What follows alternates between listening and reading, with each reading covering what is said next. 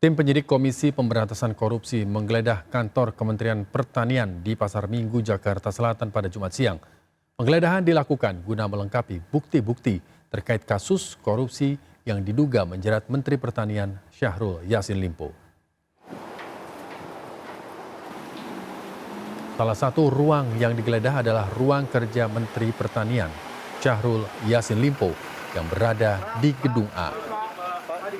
Usai menggeledah selama 4 jam, tim penyidik KPK bergegas meninggalkan kantor kementerian menggunakan 2 minibus. Penggeledahan dilakukan sebagai penyelidikan lanjutan dugaan korupsi di lingkungan Kementerian Pertanian yang sedang diselidiki KPK. Sehari sebelumnya, KPK juga telah menggeledah rumah dinas Mentan di Widya Chandra. Dalam penggeledahan selama 20 jam, penyidik menyita berbagai dokumen terkait dugaan kasus korupsi. KPK menyebut ada 3 klaster dugaan korupsi di lingkungan Kementerian Pertanian.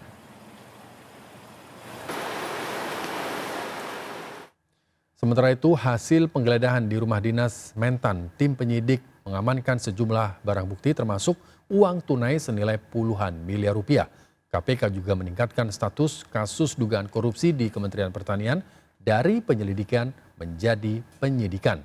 Dalam waktu dekat, KPK akan segera mengumumkan tersangka dalam kasus tersebut. Dalam proses penyidikan dimaksud ditemukan antara lain sejumlah uang rupiah dan juga dalam bentuk mata uang asing. Ya.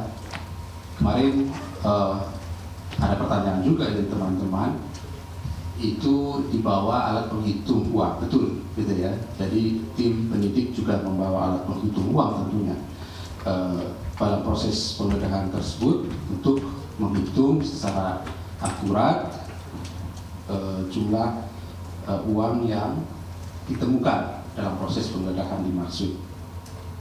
Juga beberapa dokumen ditemukan di sana seperti catatan keuangan dan juga pembelian beberapa aset yang bernilai ekonomis tentunya, serta dokumen lainnya yang terkait dengan perkara. Ditemukan juga barang bukti elektronik.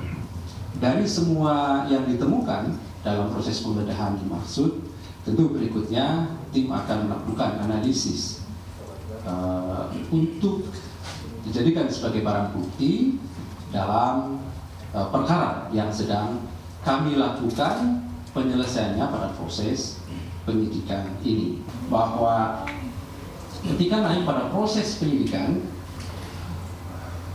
kami pastikan KPK telah menetapkan para pihak sebagai tersangka. Namun demikian, identitas dari para tersangka dan konstruksi perkaranya pasti kami akan sampaikan nanti pada saatnya ketika proses penyidikan ini cukup.